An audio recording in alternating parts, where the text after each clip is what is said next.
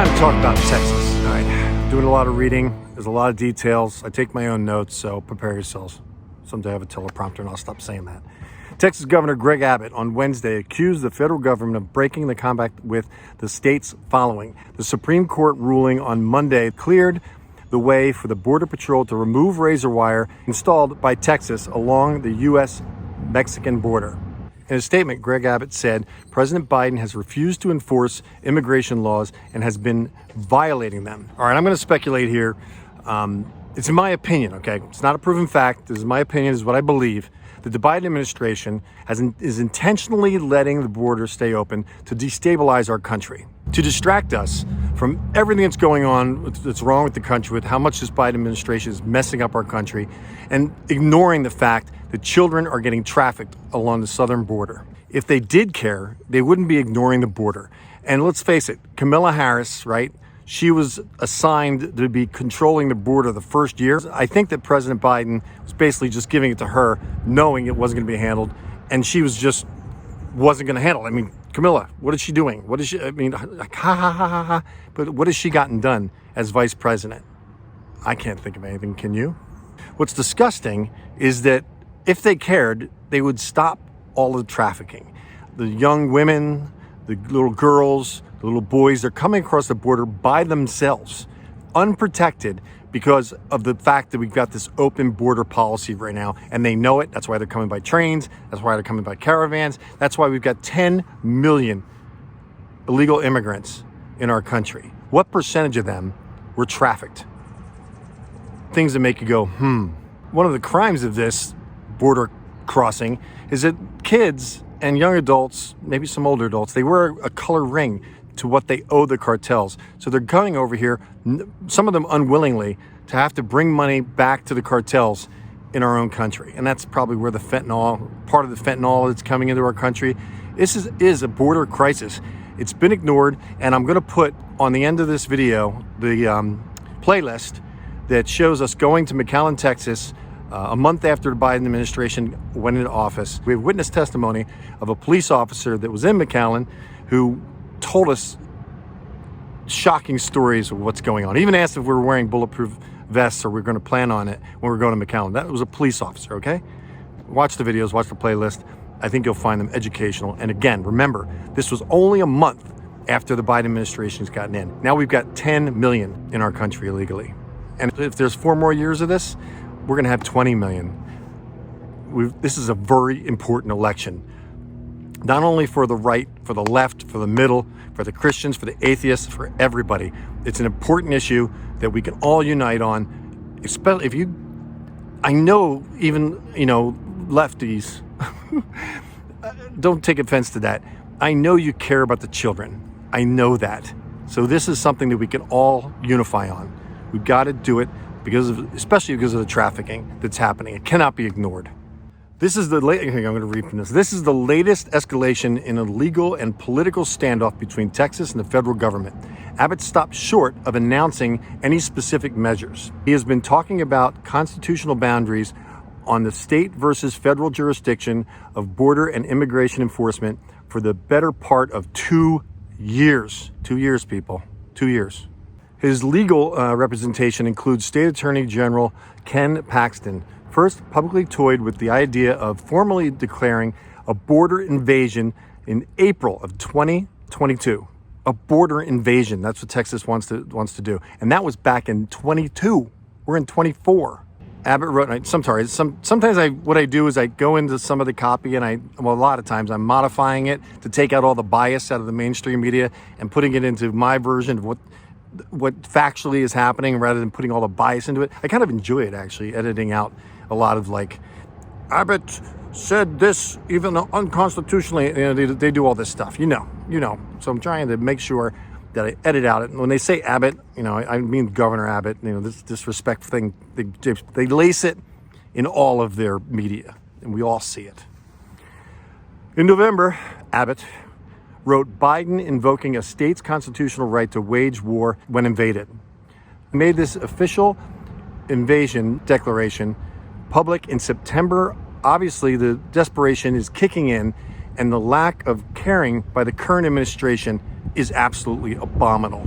The governor has methodically increased the border enforcement roles of the Texas Department of Public Safety and the Texas National Guard, citing constitutional authority for the state to defend itself against invasion. That authority is the supreme law of the land and supersedes any federal statutes to the contrary. Texas National Guard and the Texas Department of Public Safety and other Texas personnel are acting on the authority as well as the state law to secure the Texas border, Abbott wrote. Texans' actions have perpetrated several legal battles surrounding. You see here, like that slipped in. Do you see the bias in that text, that section of the text? Do you see that? Texas actions have precipitated several legal battles surrounding the Operation Lone Star, Abbott's initiative to take greater control over immigration enforcement. We need to pray not only for Texas, but for the Lone Star officers that are doing this. They are risking their lives to protect our country while our government is restricting them and trying to stop from protecting our border. They can't be this naive. It's got to be intentional. Of course, that's my opinion. It can't prove that it's intentional, but by their actions, it sure looks intentional, does it not? The Supreme Court this week allowed federal officials, namely the Border Patrol, to remove razor wire that's installed by Texas. I've talked to Border Patrol agents when I was down there in Texas. I'm sure there's a number of them that do not want to take away the fencing because they're basically just saying, come on in. The Biden administration is saying, take the fences down to stop the illegal immigration. So if you're across the border and you're making $5 a month, I can't blame them. I have compassion for the struggle, the wanting to get out. But we also have to have immigration laws because we're getting inundated, because they're making it so obvious in the media, and calling out people that's you're racist because you don't want immigration. Well, when does it stop? This open border thing is affecting all the communities. Look what's happening in New York, Chicago, Denver. I'm glad that they're actually shipping them, taking them up to all these states that are, sanctuary states, right? Well, now that they're getting them, they're like, wait a minute, I don't think we're sanctuary anymore. You keep bringing them over here. Just keep them on the border down there. We'll let you guys deal with it. Well, guess what? There's so many of them coming across the border every day that they have to start sending them over. I mean, what would Texas and Arizona, California, they're going to do what they do. Newsom is... You've heard me give my opinions of Newsom, but this can't continue. This is like 3 years. We've got how many months have we got left? 8 months left before the election. Just imagine how many people are going to come across the border if Biden gets reelected. I know you just wince when I say that. We can't be lazy. We can't just be, there's no way he's going to get elected because he's doing so bad. There's still people applauding for him. I don't think he knows they're applauding for him because he's trying to figure out where he is. But there's still crowds of people that think Joe Biden's doing a good job. How that's happening, I don't know. Every Biden supporter, I'm kind of ranting here, sorry. But every Biden supporter, I say to them, give me one thing that Biden has done that's been good for this country. And they go like this. They're like, I don't want to talk to you. I'm busy. It's the TDS, Trump Derangement Syndrome. It has to be. It's the only thing that makes any sense. We are in a spiritual battle. There's no question about it. Unfortunately, what this is creating is many uneasy relationships between federal agents and state agents. They're conflicting now. This is what the administration is creating, conflict within our own government.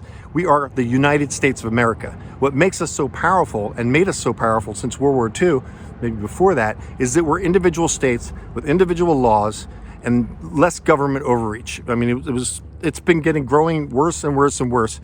And with the overturning of Roe versus Wade, now no matter what you stand on that issue, it's the state's right to do its own laws.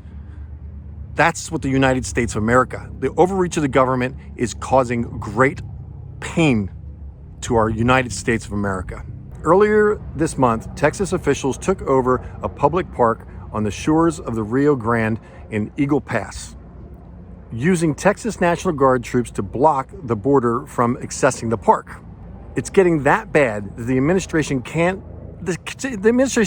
be this naive or this stupid.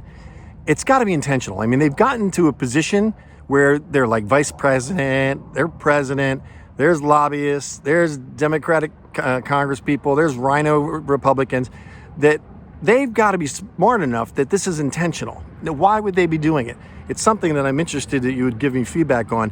Why do you think they're ignoring the border? I've got my own opinion. I think I've shared it with you, but I really believe they're after destabilizing our country for more control. How do you feel? It's again one of those things you go, right?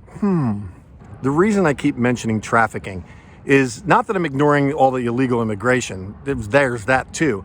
But the fact that, like, let's look at this. We got like 9 million, almost 10 million people crossing the border illegally. And they don't know how many are coming from the Middle East.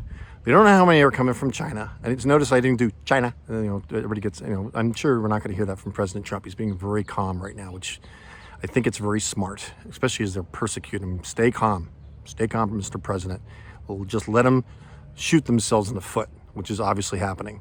But the reason I mention trafficking is because the Democrats and anybody that is not Republican, I mean, there's people who are Republican ignoring this border crisis. You're ignoring the fact that women, children, and young boys are coming across by themselves, and it's being allowed by us, by inaction. It's being allowed by us. I'm going to say it again, by inaction, by us not doing anything. The way I do it is I talk to you, and hopefully I'm going to create social change. This is the way I feel like I'm giving back, trying to help.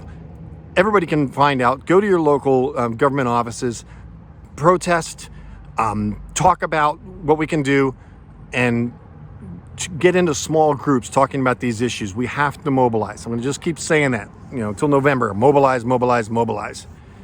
Can you tell I'm starting to get more intense? I'm just feeling like these issues can't be ignored, and the bias from the media cannot keep playing against President Trump and ignoring the issues that we have in our country. Many of them are coming across unwillingly. They don't want to come across. We must cry out for them because they don't have voices to cry out for themselves. They're in the back of trucks, closed, hidden in minivans. God knows how they're getting them across, but they are. They're called coyotes. Coyotes are people that, mostly for the cartels, bring them across the border. They get paid, thousands of dollars to bring their loved ones across, and there's no guarantee they're even going to make it. Or they extort them for more money when they get across the border. They pay like $4,000 or $5,000 a family, maybe less, maybe more. They get across, and then they hold them, and they want more money. That happens often. It's all extortion. We're talking, black market here about trafficking people. So, comment, share, subscribe, because this is an important message. I recognize that views are always good for the channel. It's not about getting the views. God will take care of me.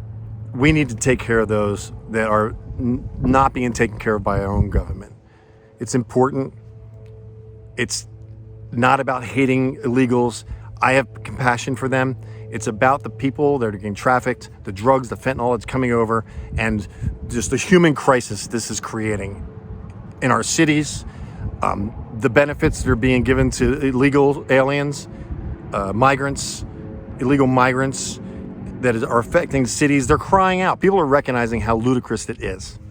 This is William Wieting, hoping that you got the message. Thanking you for watching till the end of the video. If you're watching this, you stuck it out. You cared about the kids. That's what it's about. Can't let this go on any longer. Thank you for watching.